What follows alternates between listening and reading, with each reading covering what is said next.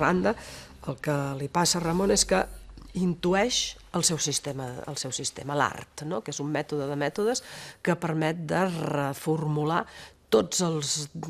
racons del coneixement humà, inclosa la teologia, i la teologia formulada per l'art pot demostrar a través de raonaments lògics les veritats del cristianisme. I el fet que això ho expressa i articula sota la idea d'una il·luminació,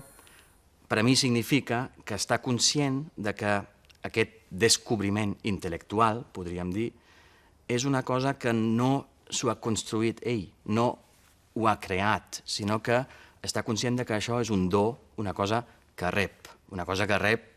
segons Llull, de Déu, però que també podria ser un do que hom rep de la conversa amb altres, del contacte, de la comunicació amb altres persones, de la tradició, etc. Són tota una sèrie d'experiències que ell ha de demostrar per legitimar un coneixement, per dir,